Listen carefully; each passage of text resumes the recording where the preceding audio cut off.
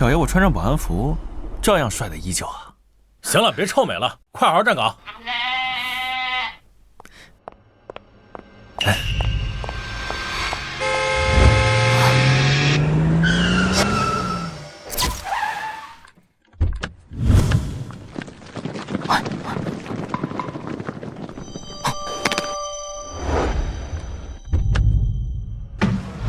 哎，沈幼颖，这么着急忙慌的，是要干什么去啊？啊？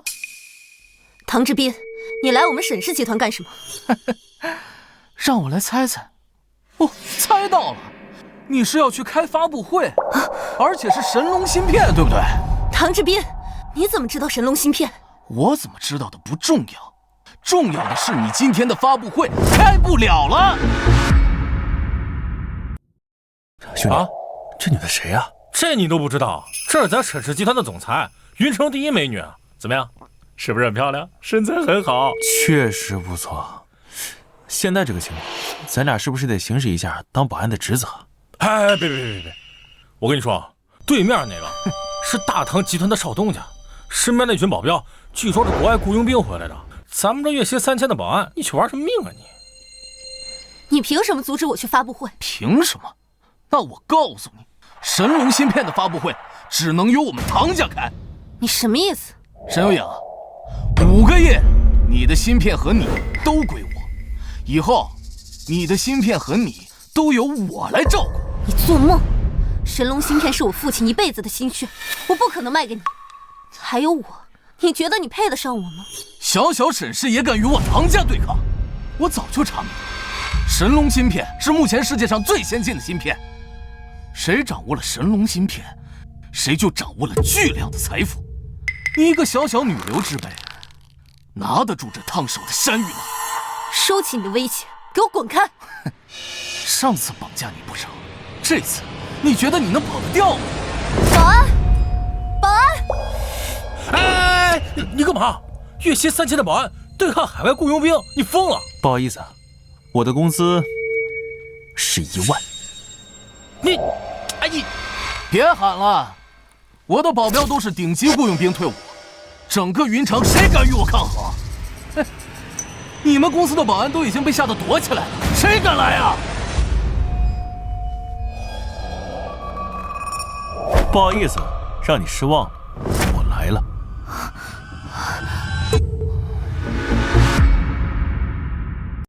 你他妈谁呀？不想死的话就抓紧滚！沈总，时间快到了，我们必须马上去发布会，就让这个保安先拖住唐志斌他们。可是，沈总，去忙吧，我来应付这儿。宋宇，让你拖住就拖住，莽撞出手会死得很难看的。小秘书，瞧不起人是吧？宋宇，千万不要和他们发生正面冲突，我会让保安部的人来支援你的。就这小玩意儿还想拖住我？把沈有颖给我拦下来！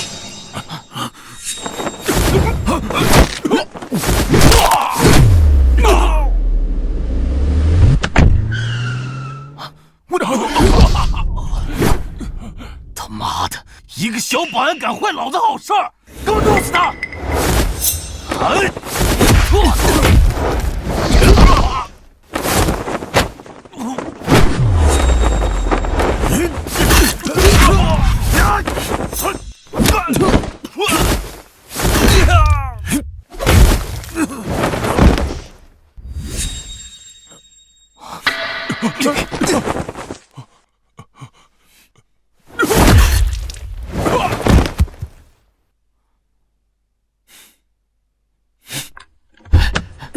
快开车！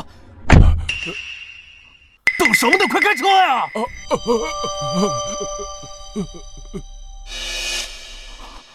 唐少，这么急着走啊？你什么时候到车上来了？各位，下面有请沈氏集团总裁沈幼颖登场。来了，好，沈总，请您回答一下问题。沈总，你说一下吧，沈总，你说一下吧。神龙芯片是我父亲毕生的研究成果，其技术已经超越当今世界芯片技术20年以上。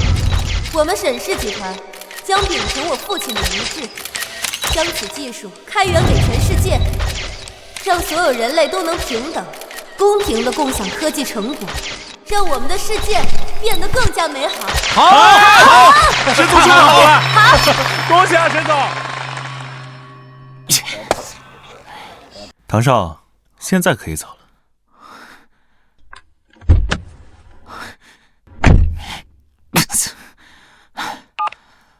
给我查！我要这个保安的全部资料。开车！哎，宇哥，你怎么这么厉害啊？连雇佣兵都被你打得毫无还手之力，太飒了！宇哥，你教教我呗，我也有梦想，我也想当保安队长，我也想月入过万呢。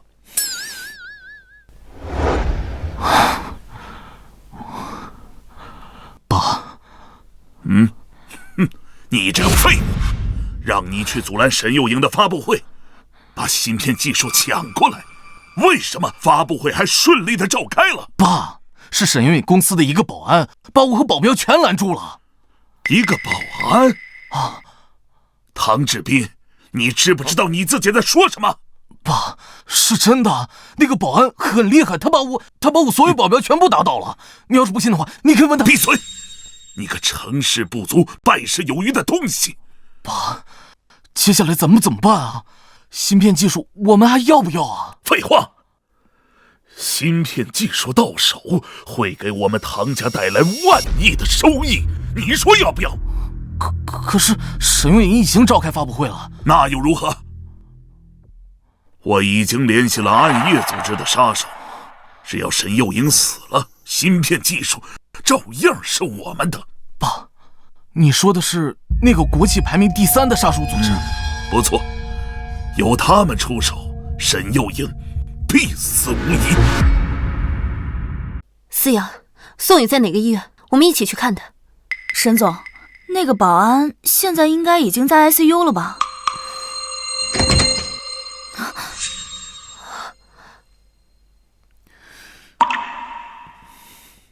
你怎么什么事情都没有？我没事儿，我只不过是拖住他们。你上车之后我就跑了。你怕不是跪地求饶了吧？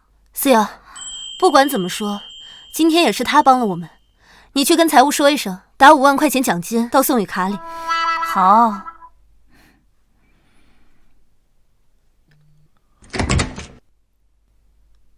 谢谢沈总，沈总大气。那我也先……等等，还有事儿，沈总。以后在这里工作，不该说的话千万别乱说，明白吗？明白。您放心，昨天面包车上的事我保证。闭嘴！知道了。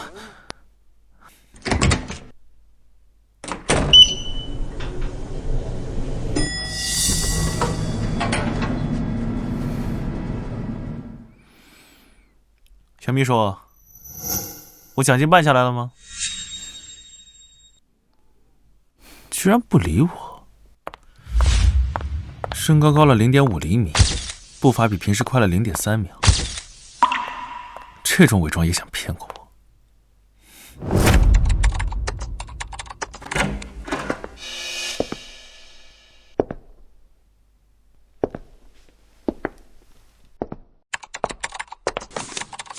沈总，这里有份文件，需要您签署一下。好，我看看。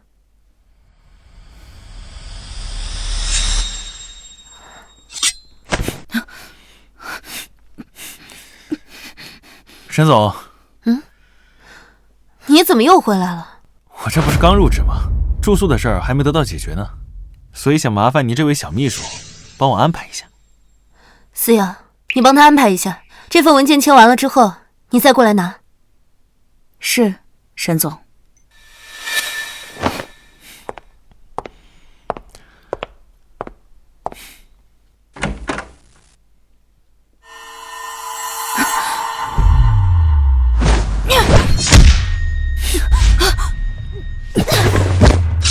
暗夜杀手组织排行第4名的魅狐，最擅长各种伪装。你是谁？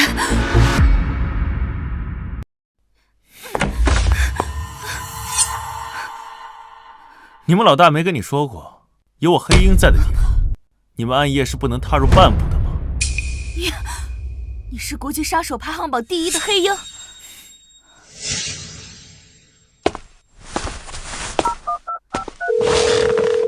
黑鹰，你怎么想起给我打电话来了？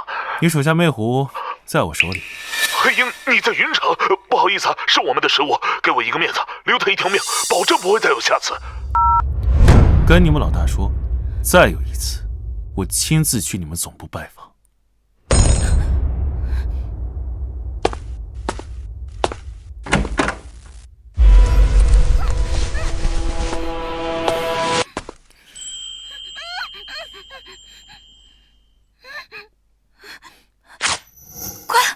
有个人冒充我，我要去救沈总。行了行了，人我早都解决了。你？废话，不是我能知道你在这儿？那你说，你怎么知道那个人不是我？想知道为什么吗？他没你这么香。你流氓！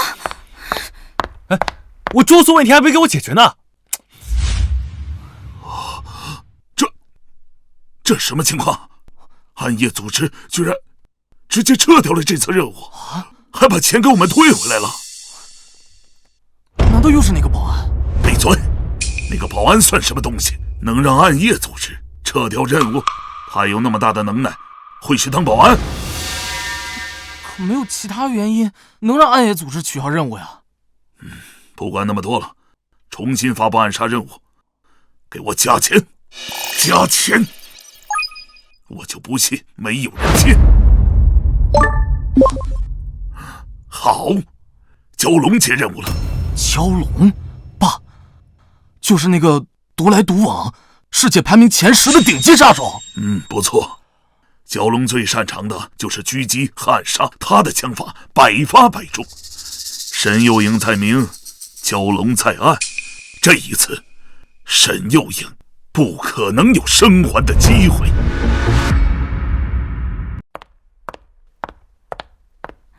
沈总，今晚的科技酒会您还参加吗？神龙芯片发布，接下来肯定要和那些科技大佬打交道，这样的酒会肯定要参加。沈总，现在神龙芯片人人觊觎，我建议您不去参加的比较好，以免发生不测。你把宋宇安排在哪个宿舍？保安部104宿舍。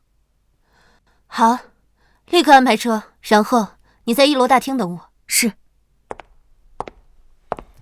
对2，王炸，没人要是不是？6、7、8、9、10，春天给钱，不是，哎，给钱啊！不是，你这你是不是藏牌了？就是啊我感，觉你牌出的不对啊，还出牌少了，是不是出少了？怎么可能？是不是1块钱都立住，我藏牌至于吗？别输不起啊！快点，来，给，快转账啊！玩不起啊！站起来干嘛？转账啊！沈总，沈总，休息时间我们就是娱乐一下。没事，下班时间干什么是你们自己的自由。你们先出去一下，我找宋宇还有一点事。哦，那我先出去。走。这给钱给我，一会儿给你。沈总，有何贵干？我今天晚上要参加一个酒会，你跟我一起去。沈总，现在可是下班时间，你要让我加班吗？3倍加班费。反正我也是一个人，闲着也没事，我收拾一下。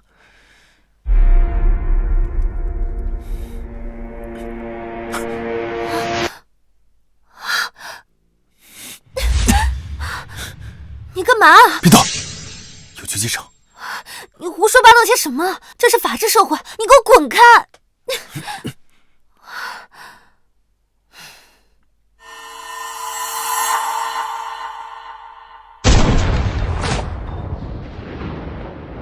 小心！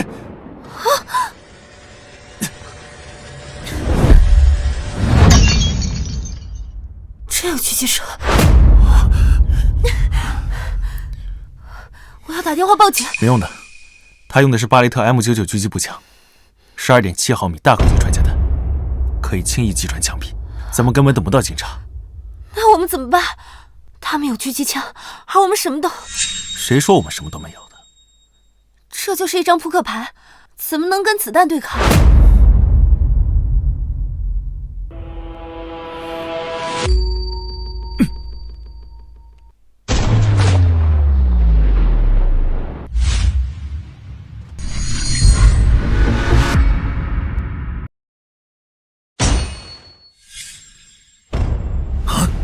扑克牌，哼！我今日遇到对手了。我蛟龙出道数年，还从未有过败绩。无论你是何方神圣，今日你必死！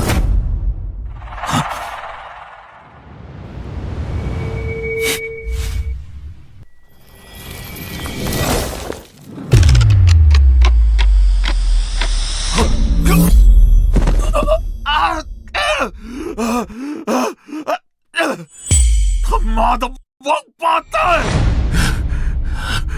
我出去一下，在这等我。你干嘛？确认。你小心一点。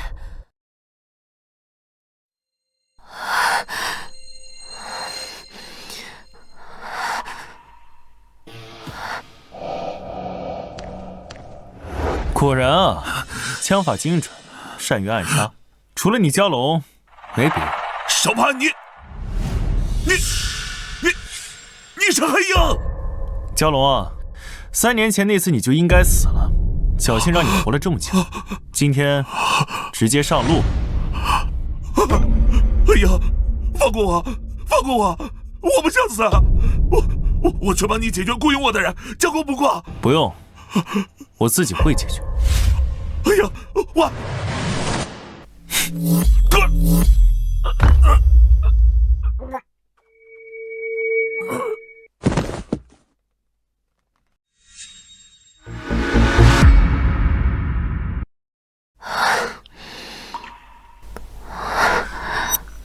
沈总，没事了，我们去参加酒会吧。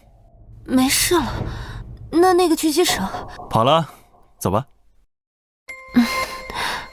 走吧。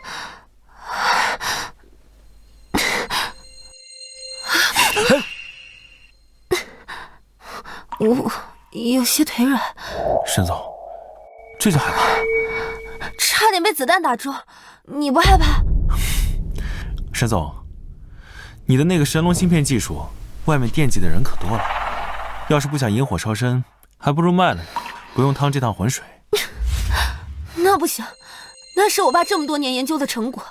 说是我这样就把技术卖给别人的话，我怎么对得起我爸？我就算是死，也不可能把芯片技术卖给任何人。不用你管我了，我自己走。不卖就不卖吧，还逞强。来，走。沈总，你这是怎么了？别问那么多了，上车吧。你们俩该不会……对对对，就是你想的那种。瞎说什么呢？那我怎么说啊？难道我跟他说真实情况，你遭遇了袭击，准备下软了？行了行了，什么都别说了，上车吧。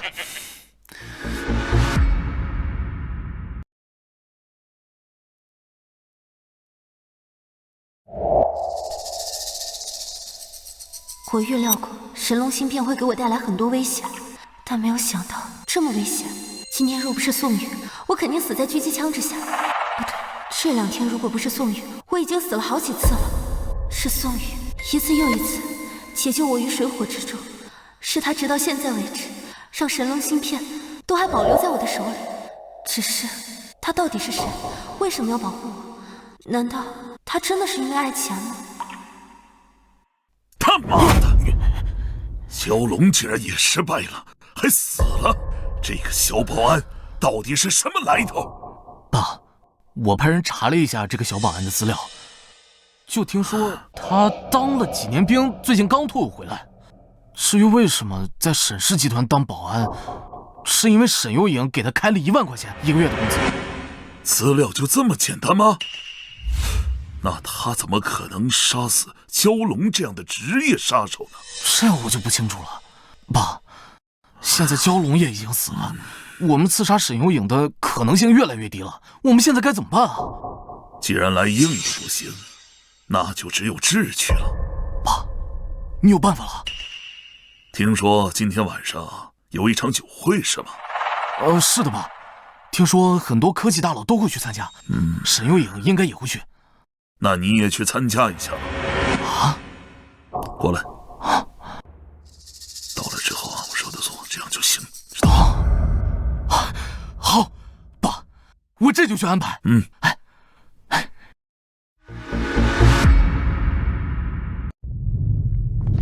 干杯！干杯，总，好久不见。张总，你也来了。是啊，这么大的事儿，一定的。这不是我沈有影沈总吗？唐志斌，我跟你没什么好说的，你滚开！哎，咱们之间又没什么仇恨，何必对我表现得这么冰冷呢？哎，沈有影，你若是还让这个看门狗挡在我的面前，今天你来的这场酒会可就什么都捞不着了。以我们唐家的人脉，你应该清楚，只要我说一句，你觉得他们会为了跟你交谈得罪我们唐家吗？你别太过分了。哎，有影，咱们都是做生意的人，自然是以和为贵了，你不要生气嘛。你看，我知道你的神龙芯片马上就要量产了，所以你来这场酒会，我专程为你邀请了杨文成杨总。你要是愿意的话，我带你去引荐一下。沈总，杨文成杨总，他主要供应的是我们神龙芯片的重要原材料，他可以说是数一数二的原材料供应商。我们应该……我知道。那沈总，我带你去见一见杨总啊。那走吧。这边行。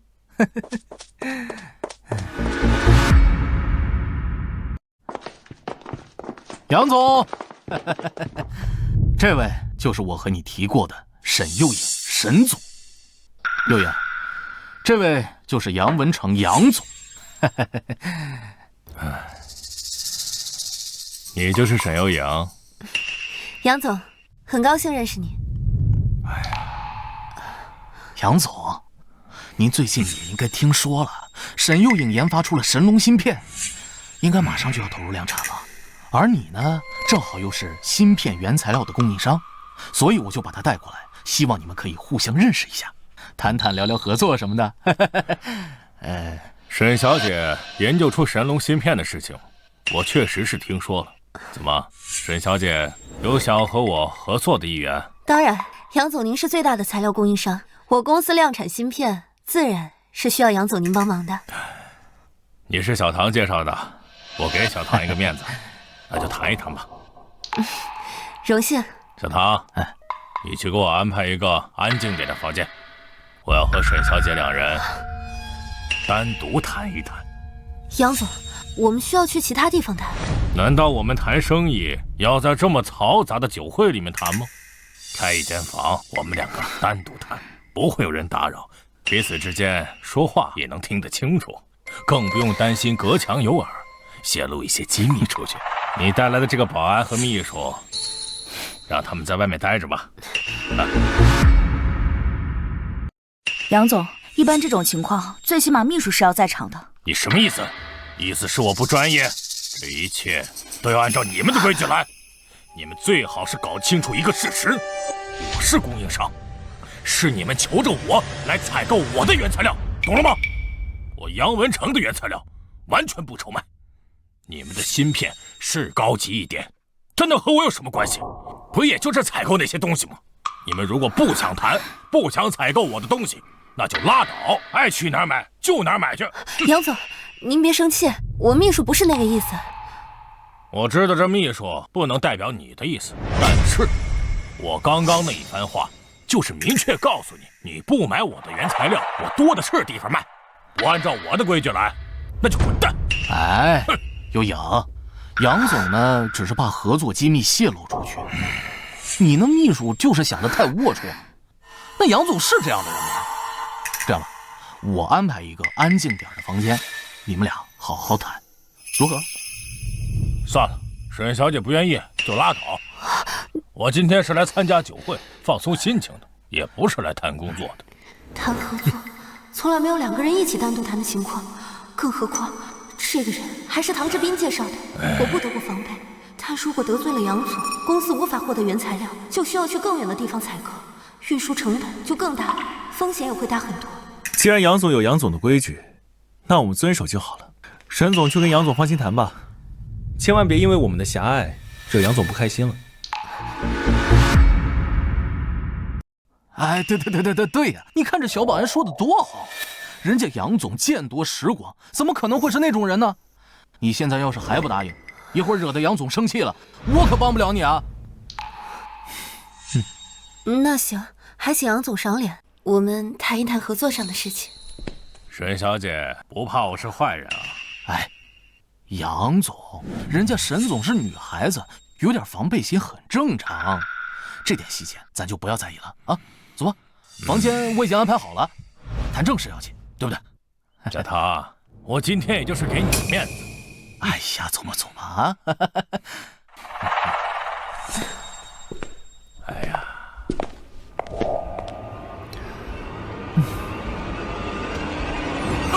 杨总没事吧？哎呀，没事。唐志斌和杨文成两人看起来都不正常，将计就计，看看他们到底玩什么花招。怎么办？哎，你搁侧厅待着去，这正厅是大人物待的地方。你一个秘书，主子都不在了，你有什么资格待在这儿？哎，一个小秘书，少搁这疑神疑鬼的啊！刚刚杨总就是被你惹生气了，你要是搅黄了你主子的生意，可没你好果子吃。滚侧厅待着去！小秘书，唐少都发话了，你就去侧厅待着呗。那好吧。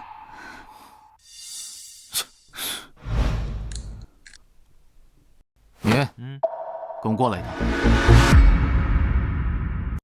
我跟你过去一趟，我不用去侧厅吗？让你来就来，别那么多废话。行，去就去吧。我就知道你小子心里憋着坏的，先是把沈幼颖弄走，又把秘书弄走，我倒要看看你今天到底要整出什么事儿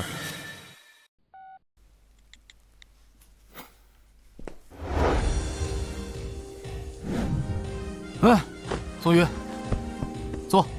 好。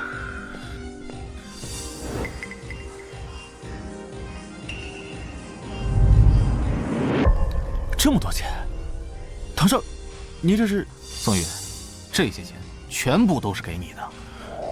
这么多钱，全都给我？没错，这里一共是500万，全部都给你。500万？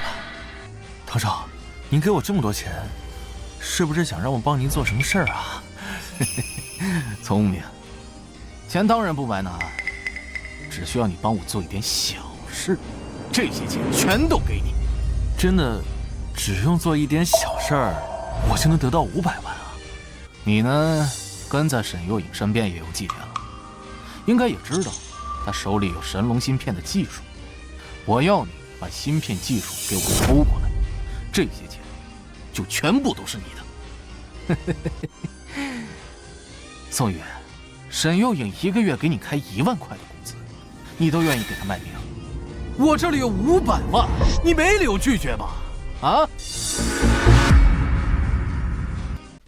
宋宇，你当保安一辈子也挣不了500万。想想看，你拥有了这些钱以后，可以拥有多少美女、豪车、别墅？男人嘛，总不可能给别人打工一辈子吧？钱才是一个男人的底气和资本，对不对吗？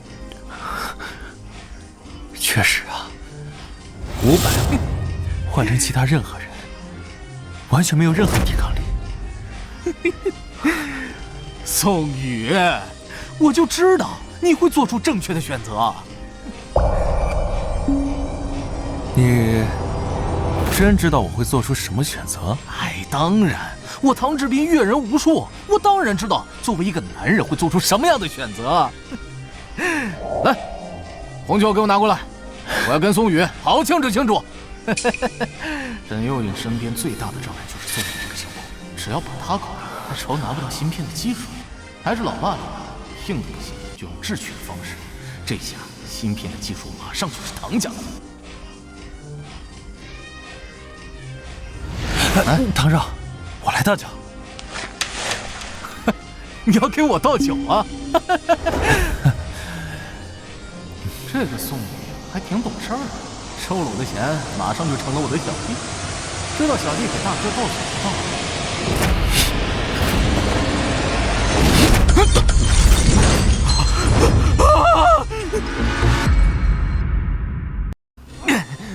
宋宇，你他妈的搞什么鬼啊！打我和沈总走进酒会那一刻开始，就知道唐志斌你小子玩套路，不如将计就计，看看你葫芦里到底卖的什么药。宋宇，他妈的，这么多钱你就不心动吗？心动啊！现在难道这些钱就不属于我了吗？宋宇，你他妈的钱要拿走，事儿还不办，你他妈是不是人啊？无非就是你叫你的这些保镖来打我，来吧，给我上，弄死他！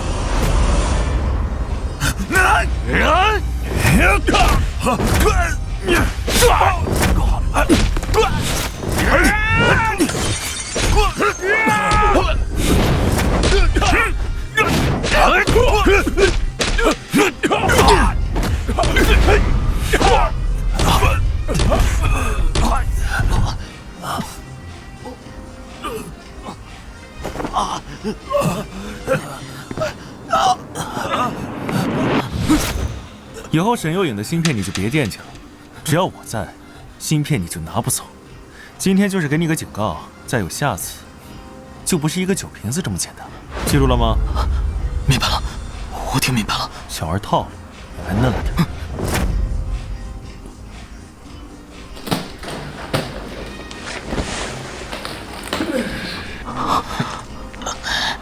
宋宇，我操你妈的！老子长这么大，还从来没有人敢用酒瓶砸老子的头，老子一定弄死你！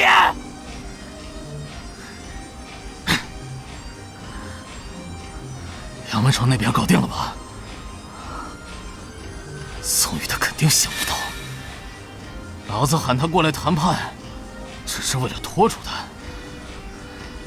杨文成现在已经迷晕了沈幼颖，把他带去了江边。只要把沈幼颖扔到江里面淹死，芯片照样是老子的。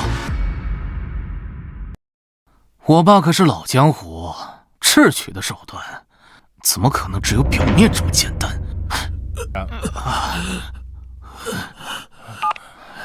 喂，杨总，事情办得怎么样？你现在应该已经在河边了吧？小唐，我在你包间门口啊。你说什么？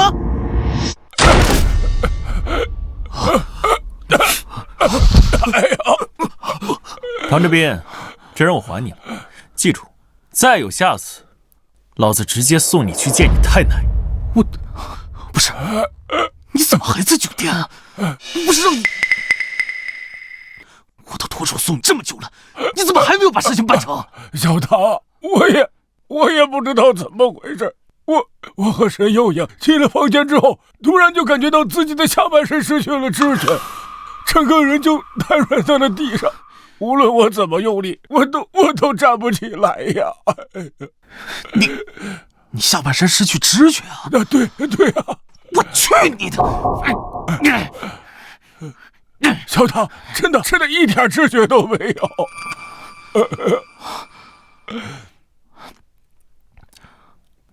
你看他，就你们那些拙劣的伎俩，还能骗过我？你究竟是怎么做到的？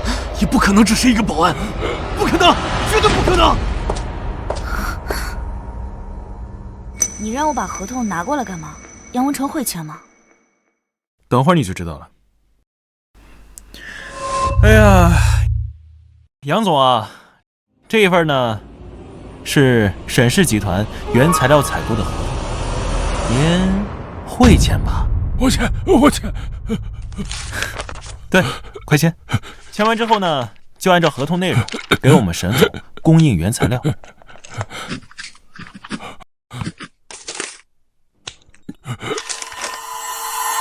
是，我一定照着合同办事。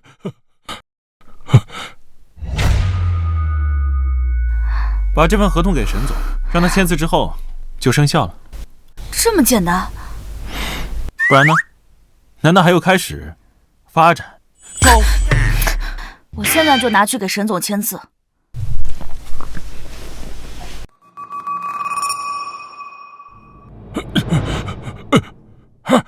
我感觉到我下半身了。哎呀，我能站起来了！我真的能站起来了！太好了！哎呀，说起来还得谢谢唐少，不然沈总啊还得大费周章跟杨总洽谈合作内容，这下合同直接签了，省了不少事儿。滚！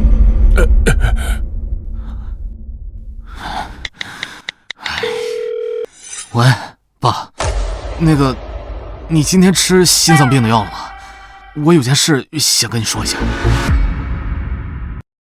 说什么？老子规划好好的智取，一个目标都没有达成，还他妈让杨文成和沈又言签订了供货合同。唐志斌，你他妈到底是听老子的话去智取芯片技术了，还是他妈的去促成他们合作去了？我真的不知道该怎么和你说，主要是沈文颖身边那个保安，他真的又是那个保安，又是那个保安。对啊，爸，我真的没想到又是这个臭保安，他真的太邪门了。我们本来安排他很周密的计划，彻底被他给破坏了。你现在马上给我滚回来！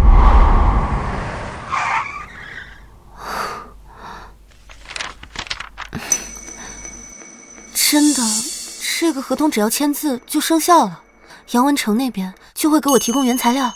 那上面可有杨文成的签字，不信的话，你打电话过去问问他呀。这个杨文成，真的就这么签字了？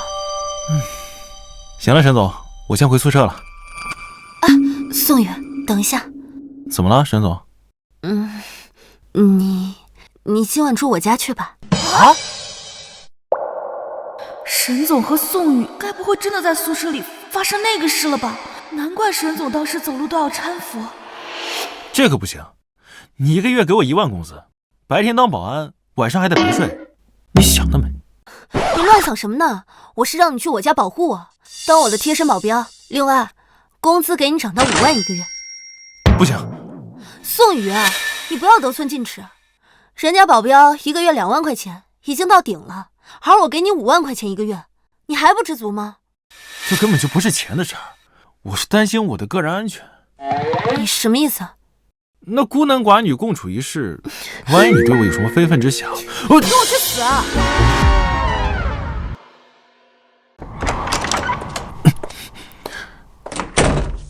沈总，这有钱人的世界就是不一样啊！你这别墅也太豪华了。1楼那个房间是你的，你晚上就住那里。那你呢？我住2楼。吓死我了！宋宇，你要搞清楚一件事情，我们2个，我是女的，你是男的。我知道啊。既然你知道，那你怎么总是摆出一副我会把你怎么样的表情？你有前科。你消停的在家待着吧。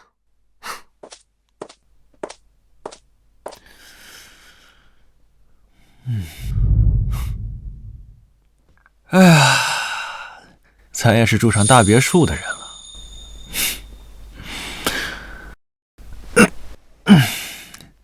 洗个澡，睡觉。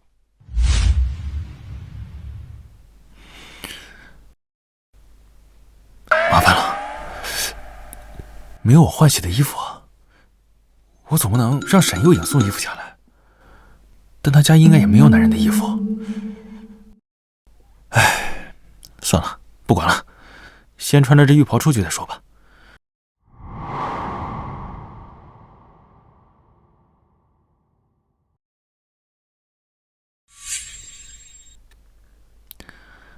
小秘书啊，这回跑到这儿做什么？哦，沈总让我给你买的衣服，拿去。这袋衣服里面有内裤吗？那谢谢你。去我屋里坐会儿。不去，我走了。这小秘书还挺有意思。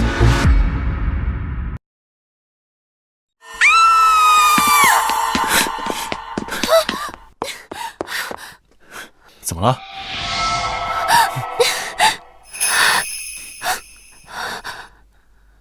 我刚刚在我的房间里面看到一个红色的光点，像是狙击枪的瞄准器。又是狙击手？我不知道，进去看看。要不还是别去了。万一要真的是狙击手的话，那我们可就……应该不是狙击手。你要害怕，在这待着，我先进去看看。不，我还是跟你一起去吧。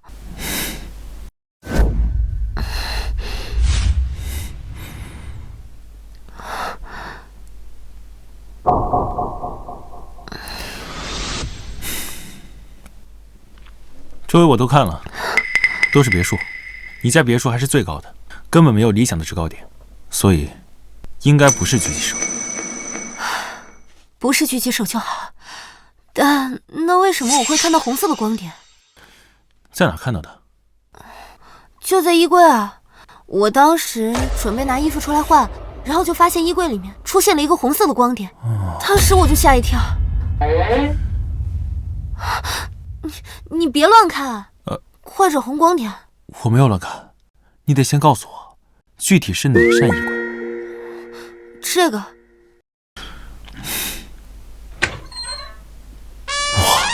应有尽有，蕾丝的、粉的、紫的，还有绿的，还有绿的。你别乱看了，你快点找，你看它又亮了。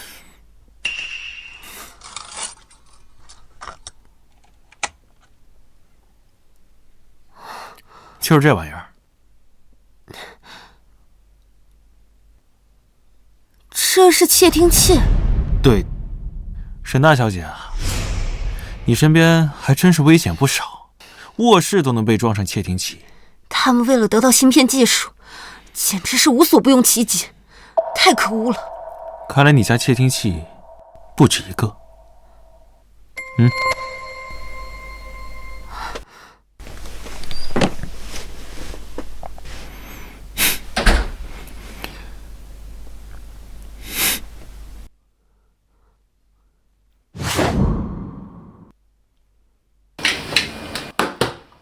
这一套应该不是唐志斌他们整的。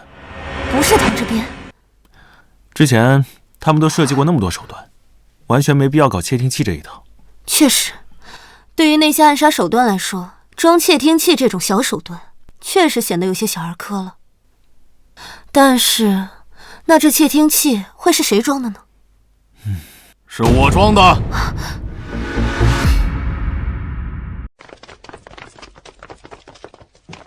沈有影，窃听器是我装的。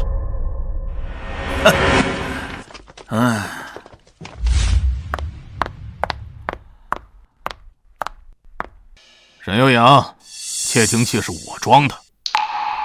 你一个小小的丫头片子，管理那么大一个集团，在座的都是股东，我们年底是要分红的。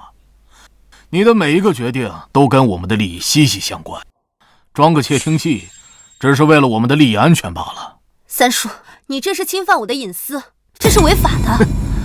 哎呀，行了行了，快别上纲上线的了，我们现在对你这些破隐私不感兴趣啊。是啊，幼影，这窃听器你就别跟我们鬼扯了。再说了，我们今后啊也不会再偷听了，这沈氏集团跟我们以后也不会再有关系了。对，从今天起，沈氏集团跟我们彻底没有关系了。你们在说什么啊？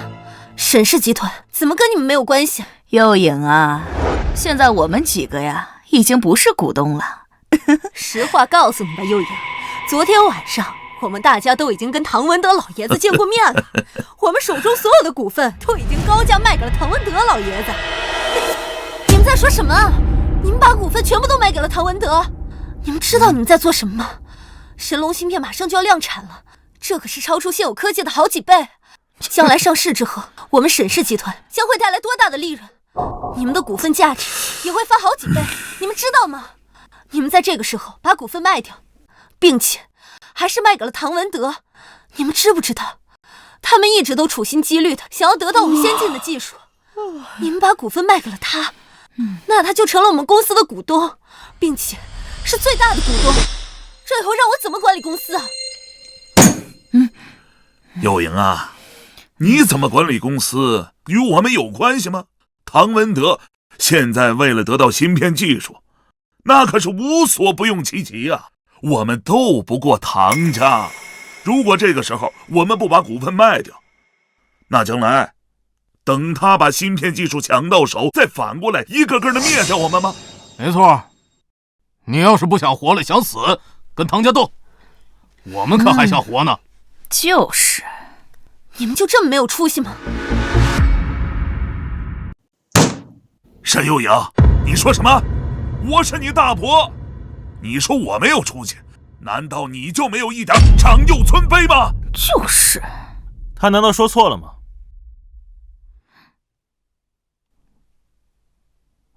哎，你谁呀？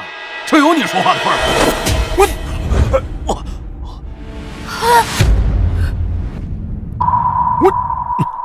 你他妈！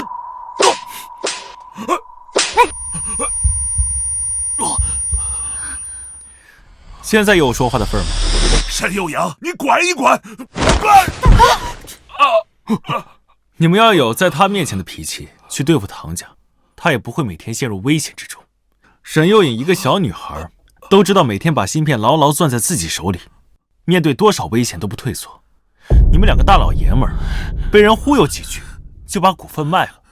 他刚才说你们没出息，是含蓄，在我眼里，你们就是没用的软蛋。垃圾，废！沈有影，反正我们的股份都已经卖了，你以后自己看着办吧。唐家对付你，别牵连上我们就行。从今以后，你是你，我们是我们。你硬气，那你就硬刚，我看你有几条命，和唐家能硬刚多久？走，我们走。给我站住！算了，宋宇，让他们走吧。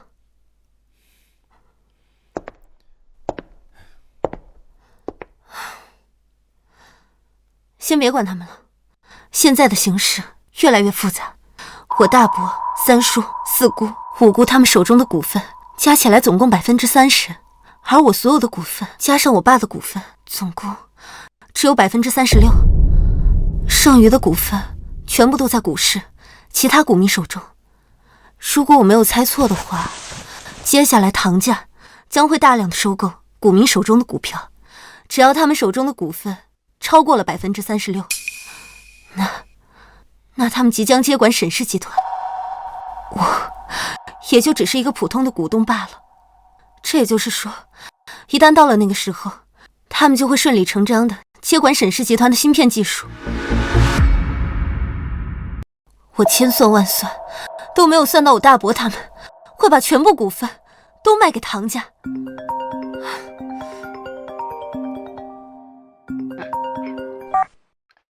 沈总，不好了！我们今天股市刚开始就遭遇到了一股神秘力量的攻击，我们今天股票正在不断的下跌。沈总，我们需要稳住股市吗？别急，先等等，我等一下给你回电话。这显然就是唐家的手段，他们开始想办法让我们沈家的股票下跌，股民肯定会大量抛售股票，而他们唐家自然就会以最快的速度把这些股票拿下，壮大他们手中的股票。我想赶快稳住股市，但是这个时候还是太早，唐家的手里肯定还会有更多手段。若是这个时候我就有所动作，肯定会着了他们的道，投进去稳住股票的钱肯定会打水漂。不好了，沈总，现在市面上开始出现大量你的负面新闻，有人说你和公司的保安搞在了一起，有人说你无心管理公司，甚至让保安帮忙处理公司核心事务。这些负面新闻无从考证，但也有一些疑似的照片在市面上流传。不管怎么样，公司的股票肯定会因此更加大跌。沈总，我们该怎么办？我们现在账户里还有多少资金？我们的账还有……正如你所说，现在投钱肯定会瞬间打水漂的。可是我现在也没有别的办法，如果今天不投进钱的话，公司股票将会大量下跌，将来沈家真的就会是唐家的了。你把手机给我，我要跟我秘书打电话。别急，交给我来应对。宋宇，你能打，能用扑克牌挡子弹，甚至能让杨文成下半身失去知觉。我相信你是很有本事的，但是这和股市没有任何关系。股市需要的是专业的人和专业的手段才能应对的，并且股市上时机也非常重要，一旦错过时机，就彻底错过了。我有我的办法，我有我的办法。宋宇，这个时候真的不能闹。沈氏集团是我爸爸一辈子的心血，这个时候我若是不引起重视，不加快处理，那芯片和公司就真的是唐家的了，我就真的完全对不起我爸爸了。宋宇，你把手机给我，我现在真的很急，我要抓紧时间去处理。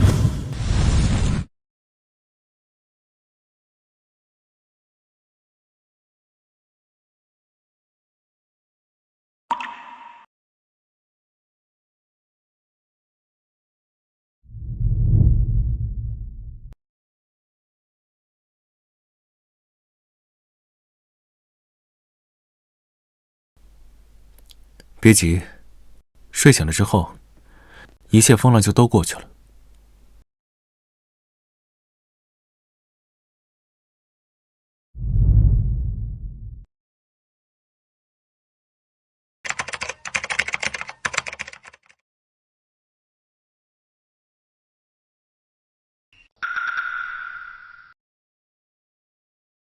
喂，华英，是我。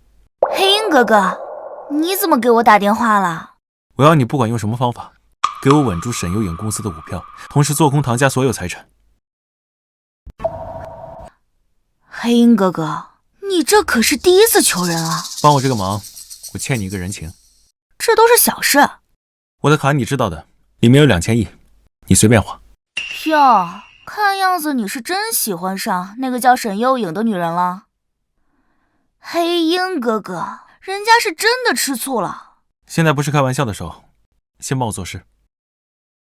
啊！唐家啊唐家，既然你们一而再再而三的搞，那就只能送你们去死了。等我做空你们之后，就亲手送你们下去。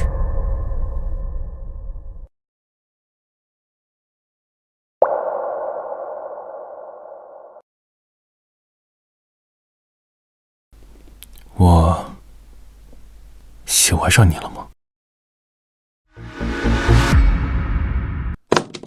可是人家是真的吃醋了。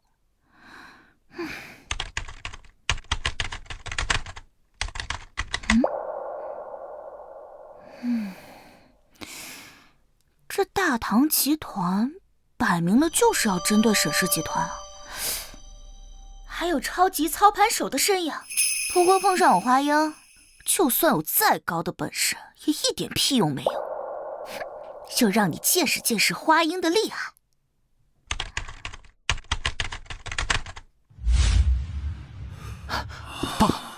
爸，沈氏集团的股市狂跌，我们现在是不是可以出手购买沈氏集团股民的股票了？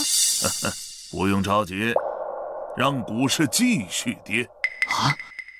关于沈幼影的黑料已经放出去了，这是导致股价狂跌的关键。再等一会儿，我会将沈幼影虚假宣传神龙芯片的消息再放出去，那将会对沈氏集团的股价造成巨大的影响。到那时，我们再收购股民的股票，会更便宜一点儿。这不对吧，爸？那个沈幼影好像没有虚假宣传。老子怎么就生了你这么一个蠢蛋？有没有虚假宣传很重要吗？只要我说他虚假宣传，再通过水军的炒作，广大股民就会认为沈幼影虚假宣传就会造成股市的影响，这就够了。你明不明白？对，爸，还是你厉害。行了，不用一直盯着。沈幼影不可能有能力挽救股市，即便是投钱进去，也是白白扔钱。这个股市的动向已经毫无悬念了。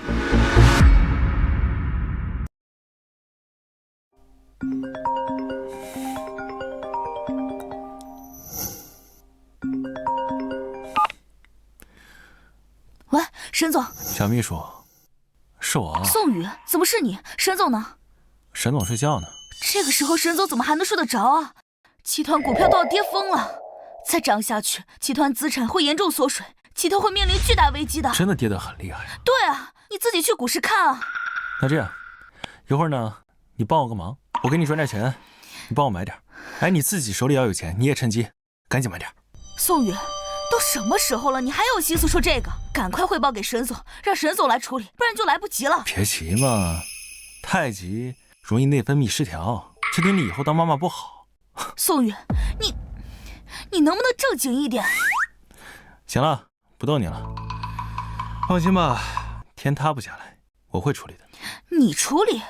你一个下头男，除了会打和好色之外，什么本事都没有，你能怎么处理？你怎么说话呢？什么叫我除了会打以外没别的本领？我跟你讲，这小辣椒。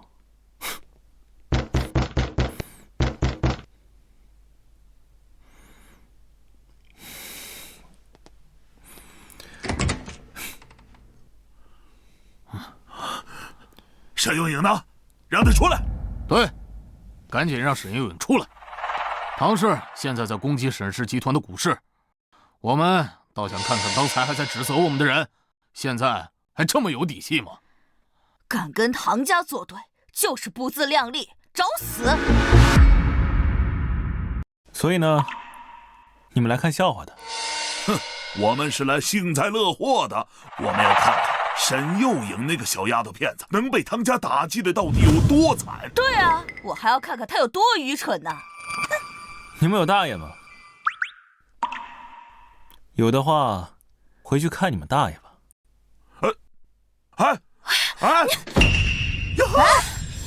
沈幼颖找个保镖这么狂吗？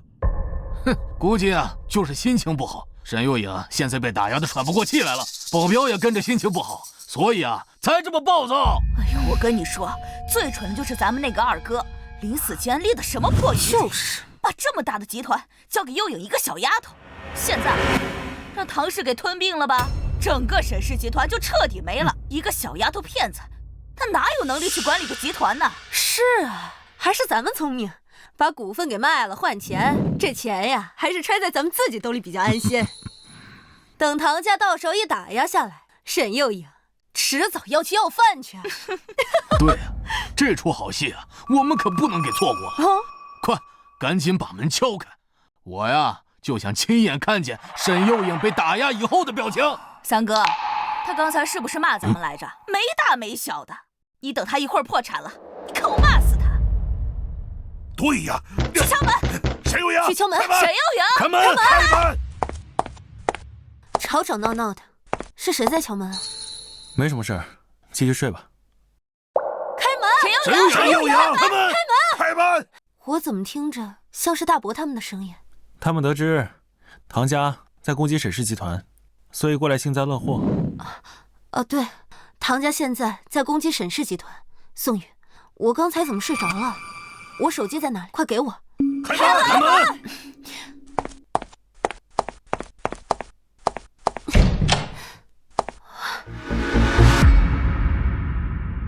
哟，沈幼颖，你在家呀？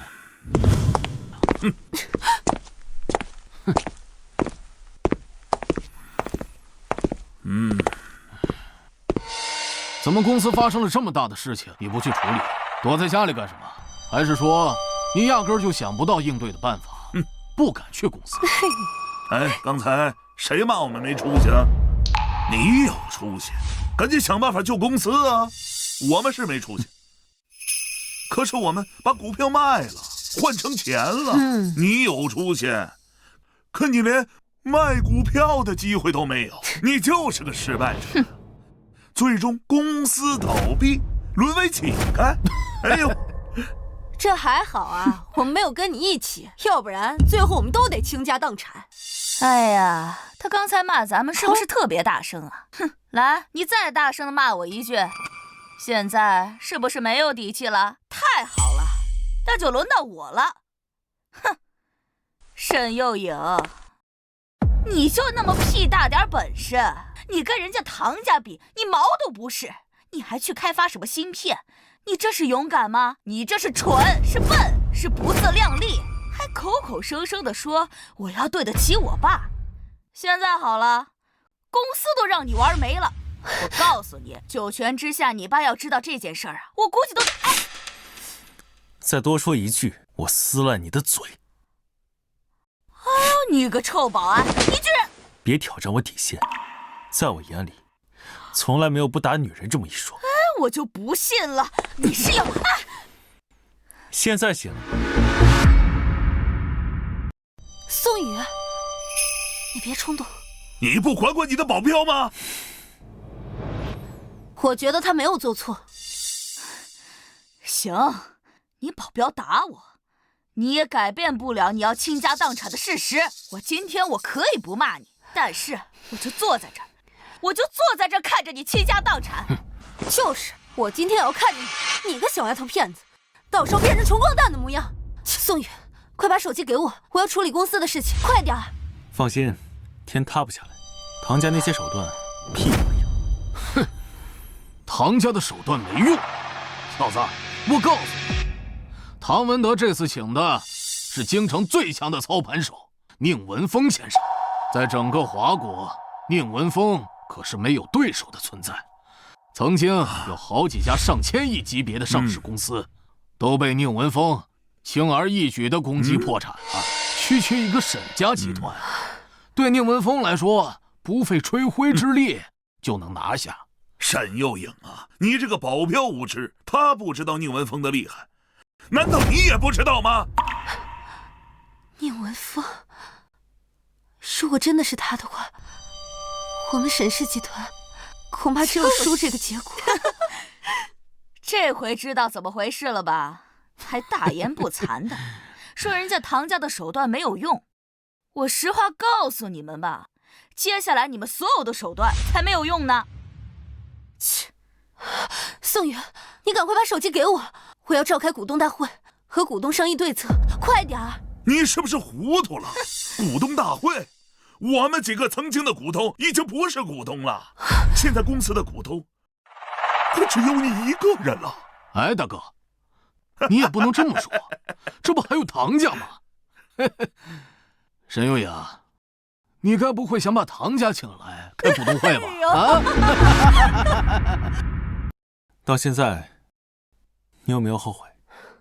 没有，哪怕最后被唐家吞噬，我也至少努力过。我爸爸不会责怪我的。你做的努力有什么用啊？现在人多现实，谁在乎过程啊？注重的是结果。你把结果弄成这个样，你爸不生气吗？就说我估计你爸气得连棺材板子都压不住了吧？哎呀，我那二哥是真倒霉啊！怎么能有你这么个女儿呢？我要是有你这么个女儿啊，我早被你气死！都给我闭嘴！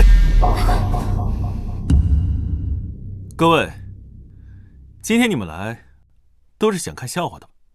那我问你们，如果今天他没失败，反而反败为胜了，怎么办？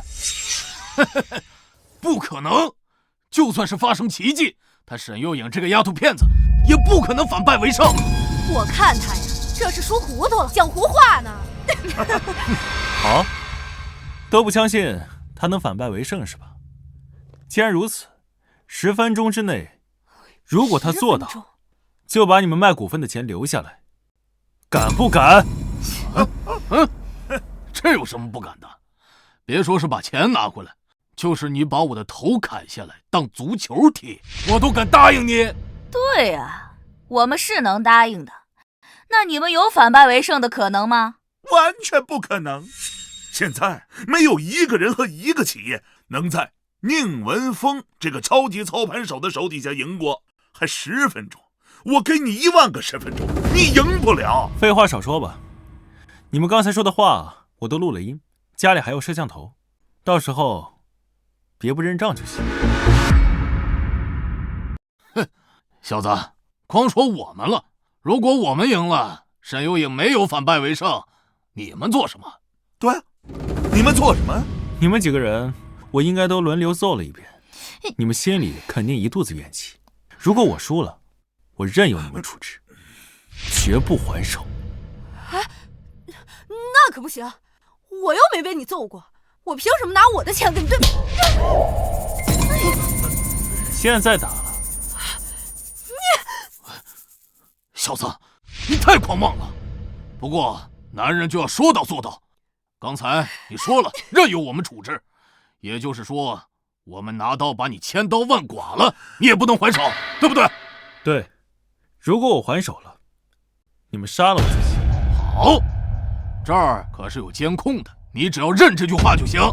好，那我到时候一定要第一个拿着刀，我要杀了你！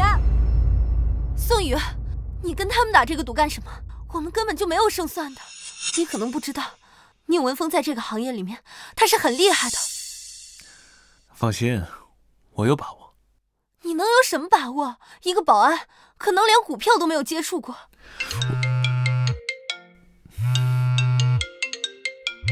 关键电话来了，等我接完这个电话，结果就知道了。接着说。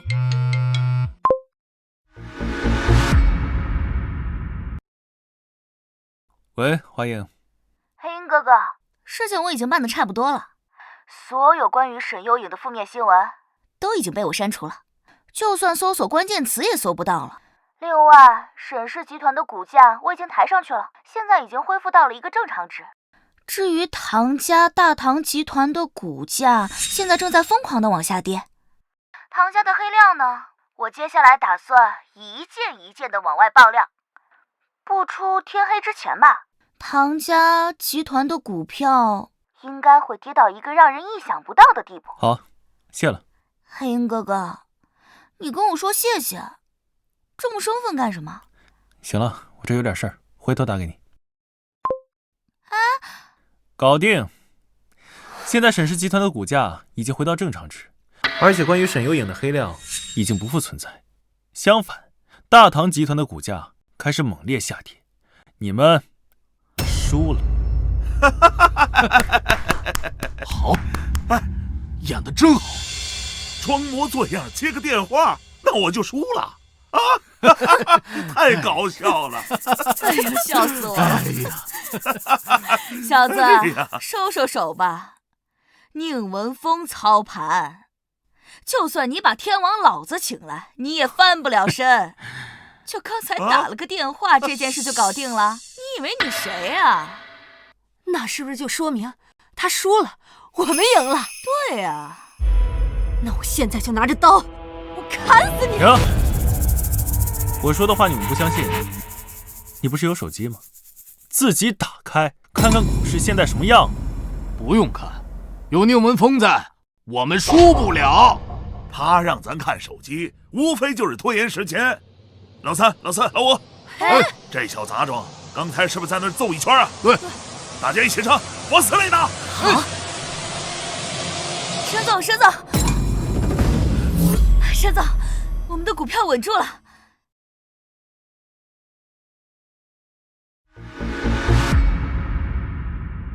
沈总，我们的股票稳住了，已经恢复了正常值，并且大唐集团的股票居然在疯狂往下跌，你快看，居然是真的！我们沈氏集团的股票居然稳定了。思雅，你是怎么做到的？我也不知道啊，我刚刚给你打电话是宋宇接的，他说让我别担心，说天塌不下来，还说你在睡觉呢。我怎么可能相信嘛？我就赶快往你家赶，然后下车的时候，我特地看了一眼股票，居然恢复到了正常值，我都不敢相信自己的眼睛，我掐了自己好几下呢，居然没看错，给我激动坏了。居然真的有奇迹！大唐集团可请的是宁文峰啊，我以为我们输定了。什么？居然是宁文峰？那我们怎么赢的？对啊，那我们怎么赢的？啊，沈总，不是你。可是我什么都没有做，难道是宋宇？各位，你们刚才信誓旦旦地说，如果输了，就把脑袋砍下来给我当球踢，怎么现在就要走了？玩不起了？我的行事作风你们也了解，想走，可能得遭点罪了。哎，别，小子，都是开玩笑嘛，难不成当真呢？开玩笑，这阿婆刚才刀都拿了，今天我若是输了，她会轻易放过我们吗？你叫谁阿婆呢？哎，废话少说，卖股票的钱全都给我留下来，要不然我给殡仪馆打电话，给你们挨个收尸。哎，麻烦殡仪馆的人干什么呀？再说了，现在杀人犯法。别拿这个吓唬我，你们4个，我偿命也不管。幼影啊，你看，我们都是亲人，你肯定也不会要我们的钱，对不对？对，四姑小时候对你多好啊，是不是啊？我不要你们的钱。哎呦，我就说对吧？三叔给你点赞。你们可别高兴得太早了。我不要你们的钱，但宋宇要不要，我可管不着。他这个人可贪财了，在宿舍和保安们打1块钱的斗地主，他都要藏牌的。各位，怎么支付呢？说，股市到底怎么回事？什么股市到底怎么回事？别装傻了，沈氏集团的股票怎么会突然涨回来？是这样，它跌累了，自然就涨回去了。我才不信！快说，到底怎么回事？对，坦白从宽，抗拒从严。行，我说，有一天呢，我出门下雨了，没带伞，就去商店里买伞。买伞过程中呢，正好又看见有卖我最爱吃的饼干，然后啊，宋宇，你干脆从你爸妈搞对象的时候说起，还不说是不是？啊，行，我说，其实很简单，我认识一个黑客高手，这事儿啊，我找他帮忙了。这么简单，这么平淡？那我说的复杂一点，在商店里买完饼干之后啊，我又发现这家商店啊，我经常……行了，不用说的这么曲折，你真的认识一个黑客高手？他帮你解决的？对啊，要不然我怎么一开始就说不用着急？我怎么感觉你好像很厉害的样子？身手厉害，还认识一个很厉害的黑客高手。按理来说，你这种人不应该来当保安。对，做什么都比保安赚钱。你为什么当保安？这就要从头说起了。有一天我出门下雨没带伞，然后我去商店……闭嘴！你他妈的，沈幼莹这个女人，到底还有多少隐藏的东西？老子费尽周折把宁文峰请来，眼看着马上就要赢了，没想到居然还能让他反败为胜。现在搞得我大唐集团股票狂跌，市值瞬间蒸发100亿。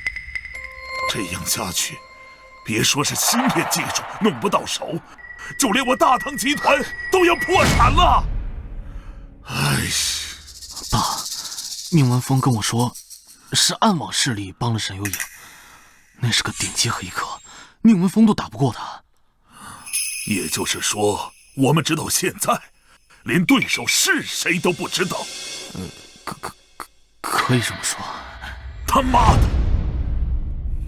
老子认识沈幼莹这么多年，她不过就是一个普通的丫头。什么时候这么有本事了？去，现在立马给我想办法！大唐集团一定要保住，沈幼莹必须死！不管用什么方法，沈幼莹都得死！这口气，老子咽不下去。这要是传出去，老子连个黄毛丫头都打不过，我这老脸往哪儿放？你们没有机会了。谁在这说话？爸，好像是沈幼颖身边那个小保安。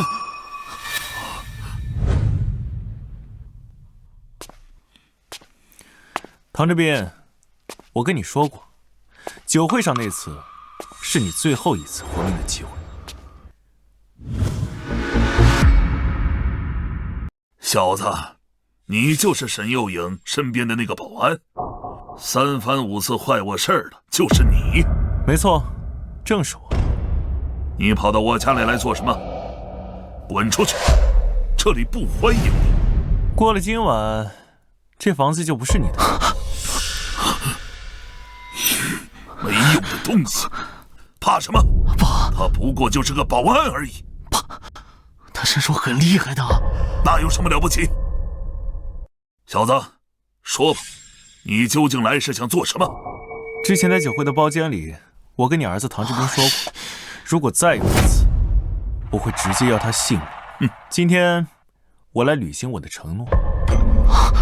股票的事情，沈又赢已经赢了，赢不赢是我们的事，搞不搞事是你们的事。小子，虽然我儿子说你的身手很厉害，但在唐家，不是你狂的地方。马上给我滚出去！好啊，解决完你们父子俩，我自然会走。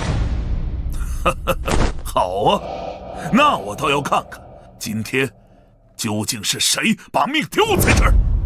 我要看看是谁敢在唐家撒野。二爷爷，是你啊！你二爷爷在京城皇家成为供奉已经多年，是皇家的顶级高手，如今又突破了一个等级。今天有你二爷爷在，这个小保安必死无疑。宋宇，我二爷爷早已经是半步宗师级的高手了，如今又突破了一个等级，现在已经完全是宗师级的高手了。你今天就是有3头6臂，也得葬身于此。小子，能死在我这宗师手里，这也是你的荣幸了。算上你，死在我手里边的宗师刚好18个。无知小儿，你也不怕风大闪了舌头，去死吧！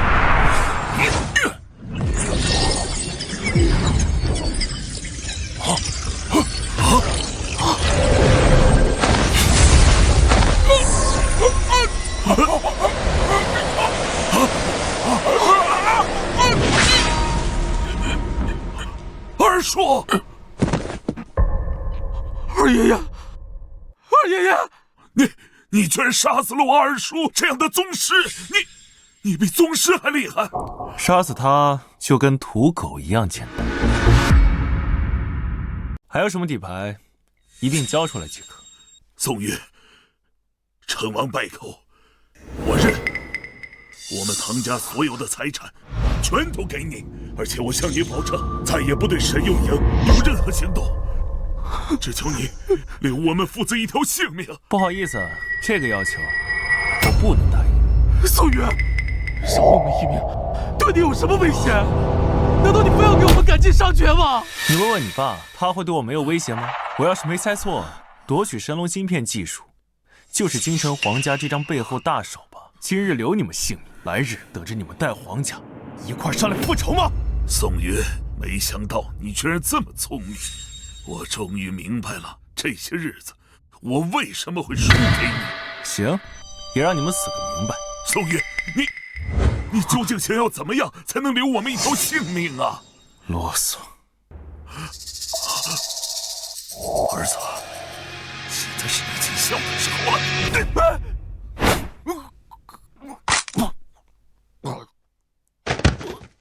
想跑？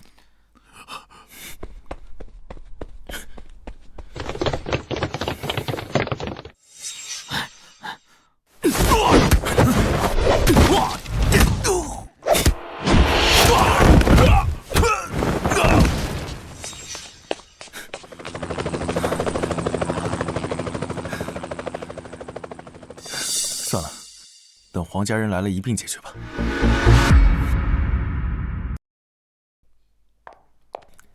沈总，去哪儿？回家。OK。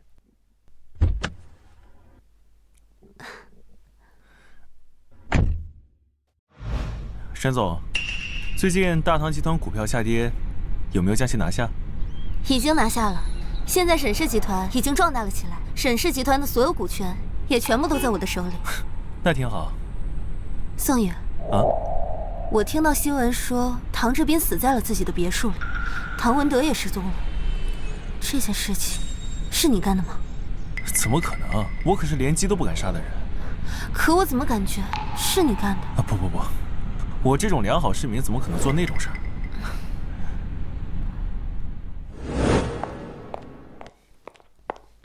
阿姨已经做好饭了，我们去吃吧。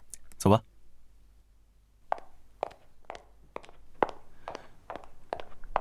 哇，阿姨做的菜也太多了吧！啊，对了，这个你签一下。这是什么？股权转让书？转35%沈氏集团的股份给我。这一次的股票危机是你帮忙解决的，你还把从大伯他们手里弄到的钱也全部都给了我，所以这35%的股份是你理所应当得到的。这不太好吧？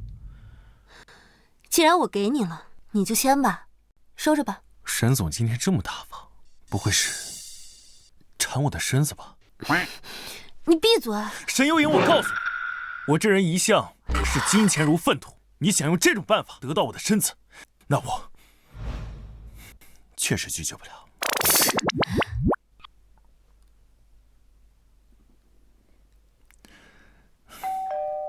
这个时候是谁来了？我去看看。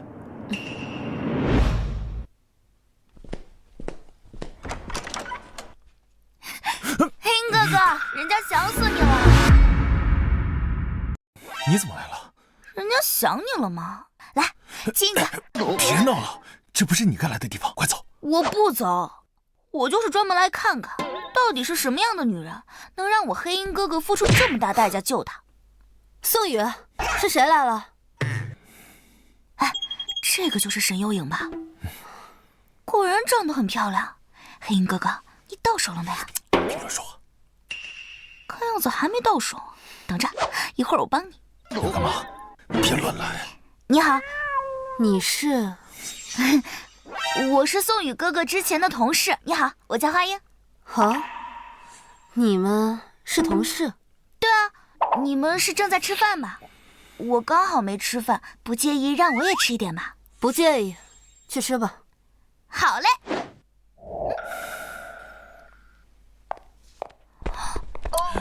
哇！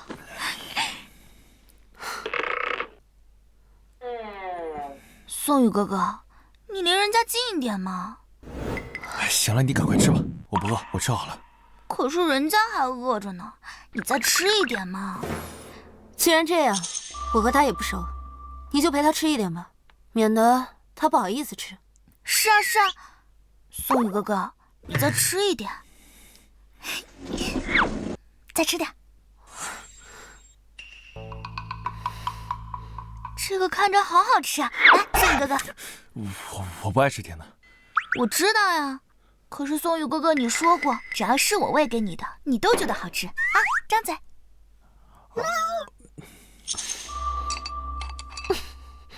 怎么样，好吃吗？我想吃这个鸡蛋，宋宇哥哥，你喂我吃鸡蛋吧。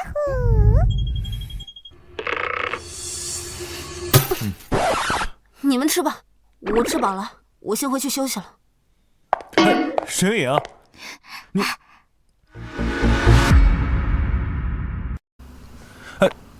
沈月影，黑鹰哥哥，沈幽影吃醋了。我的小魔头，你到底要干嘛？人家帮你呢，你看不出来吗？黑鹰哥哥，我告诉你啊，只要沈幽影吃醋了，就一定会对你做出行动，到时候你就可以得手了。沈总，人家刚刚失业，还没地方住，今天晚上能住你家吗？可以。太好了，宋宇哥哥，那今天晚上我住你房间好不好啊？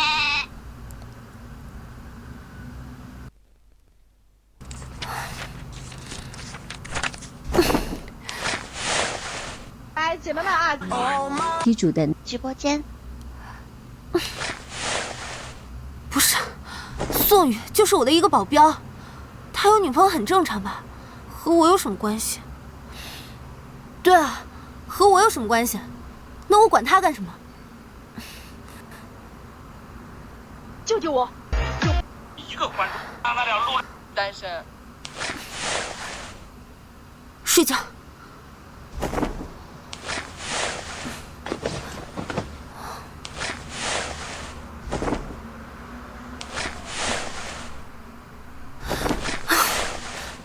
见鬼了，怎么睡都睡不着。宋宇哥哥，这个太好看，真的，你看这个帅哥好帅。宋宇哥哥，人家想吃苹果，你喂人家吃一个嘛。啊，我这个肩有点疼，帮我捏一下行吗？哎，这边吗？这边。宋宇，我房间灯坏了，上去帮我看一下。灯坏了，那我帮你看看。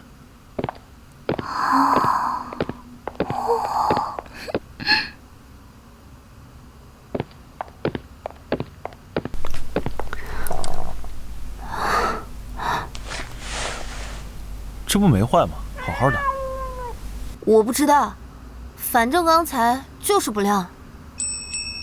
沈总，你该不会吃醋了吧？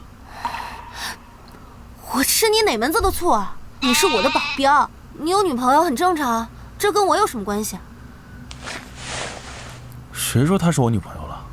真就我之前的同事，她平时爱恶搞，就是个小魔头，所以我一直把她当妹妹看。这跟我又有什么关系？那我下去了。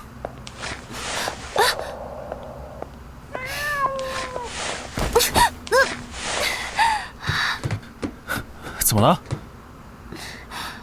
我脚碰到门框了。怎么这么不小心啊？快去床上。来，放开我！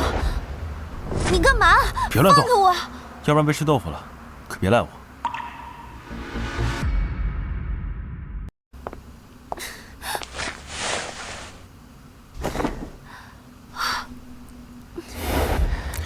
来，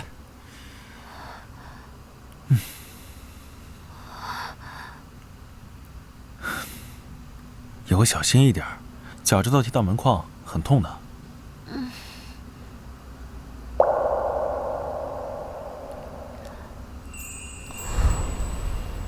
好了，感受一下，还疼不疼？不疼了。那我下去了。啊，宋宇，要不今天晚上留在这里陪陪我，好吗？如果你去下面睡的话，我会一整晚都睡不着。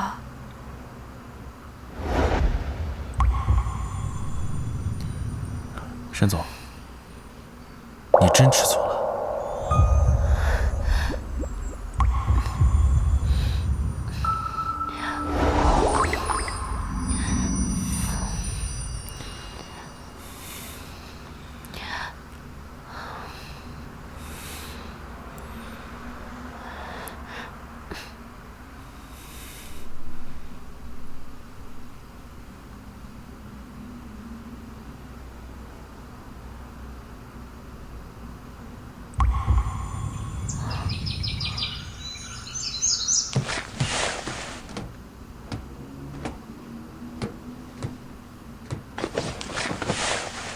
黑鹰哥哥，要幸福。花英呢？走了。走了。没事儿，他人就这样，来无影去无踪的。走吧。喂，哪位？沈总你好，你的那个小秘书现在在我手里，如果想让他活命，你和你的那个保镖立刻到松泰山来。喂，你是谁？怎么了？出什么事了？四瑶被人绑架了，对方点名说要我和你一起去松泰山救人，要不然的话，他们就会杀了四瑶。皇家的人。皇家？京城皇家，唐文德一直都是皇家的人，他跟唐志斌一直想要你的芯片技术，也是皇家支持的。那天他受伤之后，就乘直升机逃跑了，应该就是去皇家求救去了。宋宇，那天晚上的事情真的是你干的？先不说这些了，咱们赶紧去松台山吧。林思瑶不管怎么说也是你的秘书，不能看他。宋宇，要不我们也去找一些救援吧？京城皇家，我听说皇家他们家族是有一些供奉的，而那些供奉都是一些顶级高手。据说宗师在他们家族都算是普通的供奉，而他们还有一些超越宗师的存在。不用，那些人对我来说都是蝼蚁。宋宇，那可是超越宗师的存在，我们这么莽撞的过去，只有可能去送死。我们请一些救援，既能保证我们的安全，也能顺利救下思瑶。行，那如果咱们去找救援，刚你也说了，那些人可都是超越宗师的存在，咱们找谁呢？我放心吧，就算是超越宗师，在我这也是蝼蚁，来多少都不够我杀的。快走吧，耽误时间越久，思瑶危险就越大。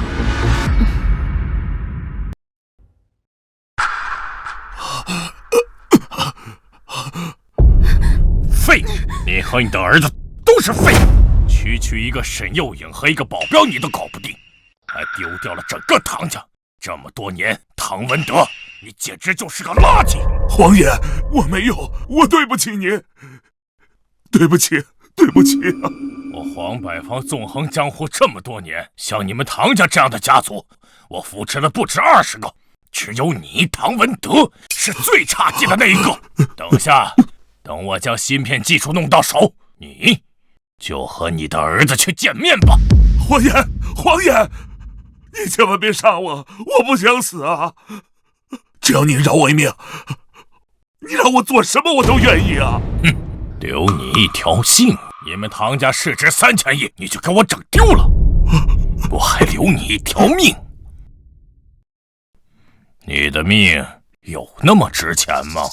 皇爷，这件事是我没有，皇爷，但是，你看在我之前为你做了那么多的事情的份上啊，我这些年没有功劳也有苦劳啊，皇爷，聒噪，给我处置了他！皇爷，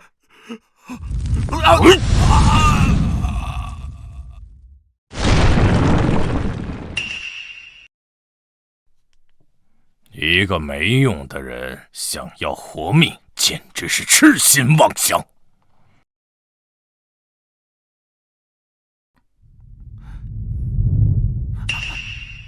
家主，山下有人来了。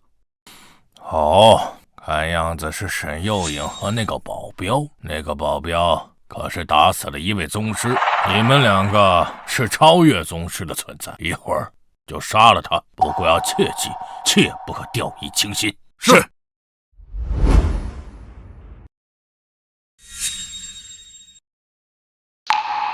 沈幼颖，不错嘛，你居然敢来！黄家主，这件事情和我秘书没有关系，赶紧把他给放了。不重要，我需要的是芯片技术。你乖乖的把芯片技术交给我，以后你们沈家纳入我们黄家，再给我50%的股份，你们3个就都能活下去。你好大的胃口，抢走我的芯片技术，还有我沈家50%的股份，这和我把整个沈家给你有什么区别？在我们黄家面前，你没有资格谈条件，要么顺从，要么死。你先把我秘书给放了，要不然你就算是杀死我，芯片技术你也拿不走。我死了，芯片技术也就跟着一起死了。一个黄毛小丫头竟然敢威胁我！哎呀，这已经是多少年没有的事儿了。沈幼颖，你完全是仗着你身边这个保镖才敢有恃无恐的，对吧？那既然如此，我现在就把这个保镖杀了，灭了你的底气，我们就能好好谈谈了。上！你们别动，你们别动。黄家主，我们可以好好谈一谈。现在我们能好好谈谈了。你们黄家在京城是大家族，我沈幼颖自然是敌不过你们，但是你们要夺走我的芯片技术，我也绝对不会答应。不过我可以做出适当的让步，芯片由我们沈家负责生产，你们皇家负责销售，为芯片保驾护航，我们各占一半，怎么样？其实不用。宋宇，你先别说话，让我来跟他们谈。皇家主，我们都是生意人，抢夺是违法的事情，我相信你们也不愿意干。那不如让我们坐下来好好谈一谈。我刚才给出的方案已经是我做出的最大的让步了，皇家主，你可以考虑一下。不用考虑了，你的这个方案我根本不感兴趣，我要的是整个芯片技术。至于你们沈家不愿意交出那50%的股份，那就把股份全都给我，给我杀了那个保镖。是。等一下，皇家主，我都已经做出如此大的让步了，你还要怎么样？非要杀人不可吗？小娃娃，是你太不听话了。皇家主，你现在这种行为是强盗行为，你知道吗？获得自己想要的东西，至于过程是多么肮脏，又有谁会在意？好了，小娃娃，废话已经说得够多的，动手吧。等一下，皇家主，只要你不杀宋宇，能保证我们活命，芯片技术我可以给你。哦，看起来你和这个保镖的关系不一般呢。居然为了他的性命，你居然舍得把芯片技术交给我。皇家主，我也不想跟你说过多的废话。沈氏集团是我的，芯片技术我也可以给你，但你要保证留下我们的性命，说到做到。等回去之后，我就把芯片技术拷贝给你们。皇家主，芯片技术能带给你的利润远大于整个沈氏集团，你得到了芯片技术，这对你来说已经足够了。小娃娃，你不懂，芯片技术的确能给我创造超过10个沈家的价值。沈氏集团，其实我要不要都无所谓，但是你们必须得死。你可别忘了，你身边这个保镖可是打死了一个宗师。我要是留着你们的命，下一步是不是你会找机会来报复我？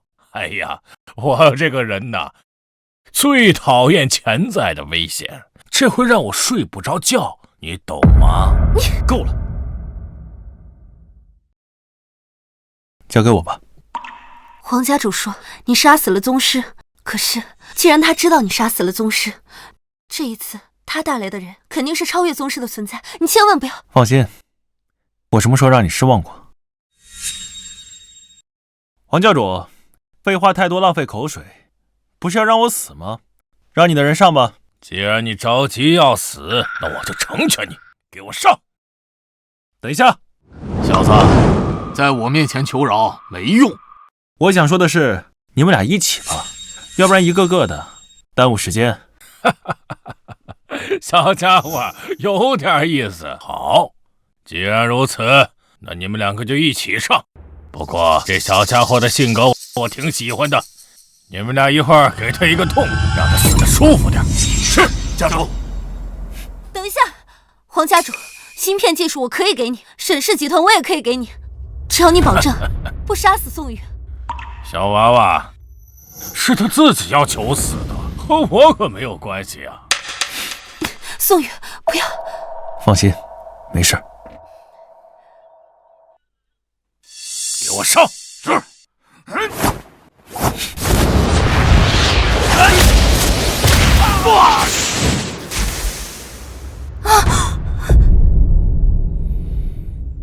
小家伙，你的确很厉害。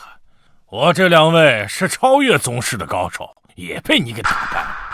这么说，唐文德能够败在你的手下，也不冤啊。既然如此，老东西，现在没什么话可说了吧？你给你自己挑的这个葬身之地还不错，现在准备上路吧。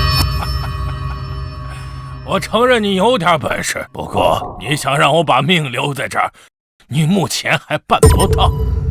你看看你的手机，这个时候应该会有一条视频发送到你的手机上。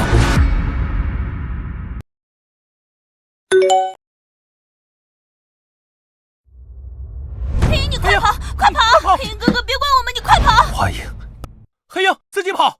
飞影、白鹰，还有老头，你全都把他们绑起来了。宋宇，外号黑鹰，飞龙殿的人，进入飞龙殿已经有8年了吧？在飞龙殿也是战功显赫，前段时间刚刚退休。小家伙，你的这些资料别人查不到，我还是能够查到的。我说的有错吗？既然你绑了飞龙殿的人，那你就应该知道对你意味着什么。你们皇家都要全部跟着陪葬。皇家陪葬？小家伙，你还是太天真。飞龙殿的确厉害，可是你要知道一点，芯片技术的强大让惦记它的人有很多很多，这些人中就有超越飞龙殿存在的人。有这些人的存在，飞龙殿只不过是个小喽啰，皇家也自然是有人庇佑的。你竟然跟邪恶势力勾结，那叫做合作。小家伙，视频里那几个人的命可都是很重要的，你应该不想让他们去死吧？既然如此，那你就直接自我了断吧。休想！是吗？你的意思是把他们都给杀了？老东西，今天我就杀了你！你跟邪恶势力勾结，芯片更不能落到你这种人手上。小家伙，杀我容易，但你确定想让他们去死吗？他们可如同你的家人，跟你整整生活了8年，你真的忍心让他们去死？小家伙，芯片不重要，给谁都一样。可你身边的这些伙伴，那都是跟着你一起出生入死的人，尤其是那个老鹰，那可是救了你的性，教了你一身本事的人。换句话来说，就如同你的父亲一样，你真的忍心让他去死？如果真的是这样，那你真的是缺少一点良心呀！要是没有老头，我8年前就死了。还有华英、白英他们，都跟我有过命的交情。我实在不忍心看他们死，但是他跟邪恶势力勾结，芯片如果给了他，就不能当做正用，甚至会祸害人类。我真的没法抉择。宋宇，不管你做出什么决定，我都支持你。老东西，今天我就杀了你！妈的，要是老鹰在这，也会跟我做出同样的决定。芯片技术绝对不能落入你们邪恶之人手中。去死吧！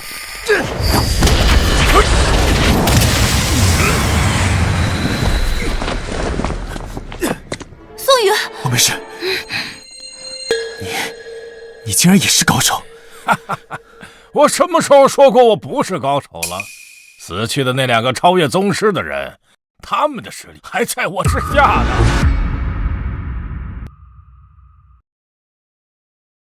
宋宇，你还好吗？没事，今天我必须杀了这老头。小家伙，能被我黄百芳亲手送上路，你这一辈子活的也算是值了。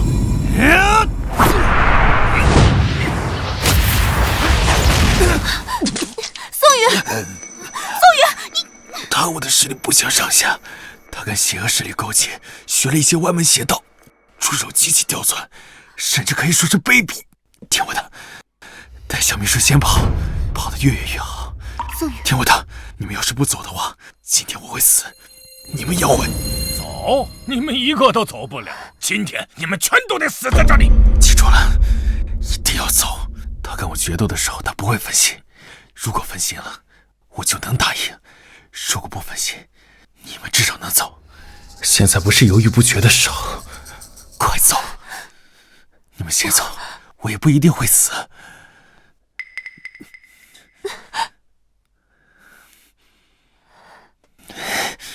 老东西，去死吧！小子，只要一招，老夫就能送你上路。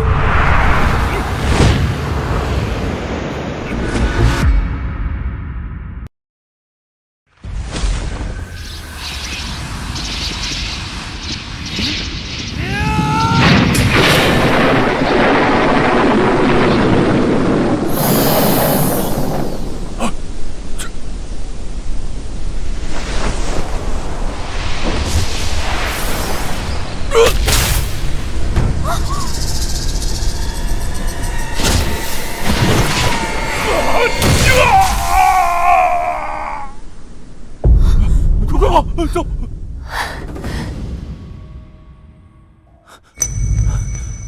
老头儿，你来了吗？老头儿，你没事吧？没事，沈总。臭小子，你还活着呀？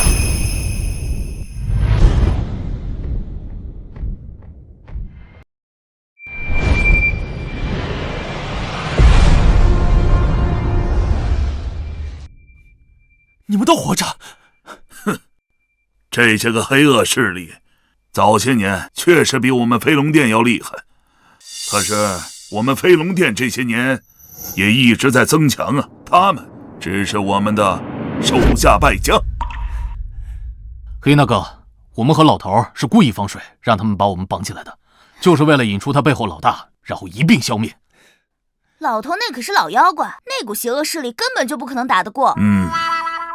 那叫邪不压正。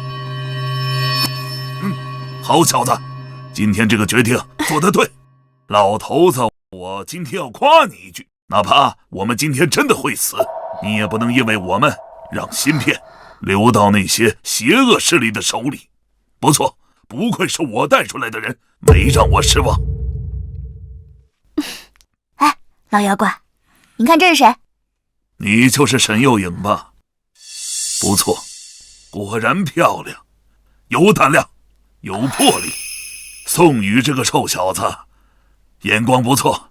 老头儿，这可是我媳妇儿，你说的那个神龙芯片技术，就是她研究出来的，厉害吧？很厉害，不错不错。幼颖啊，以后要大力发展你的芯片技术，有我老头子，还有我们飞龙殿，以后啊，没有人敢抢夺你的芯片技术了。谢谢您。黑大哥，今天嫂子为了你，差点把神龙芯片技术交出去了，你感不感动啊？这么感动的时刻，是不是得亲一个呀？亲一个，亲一个，亲一个！行，我自己媳妇儿，亲就亲呗。好。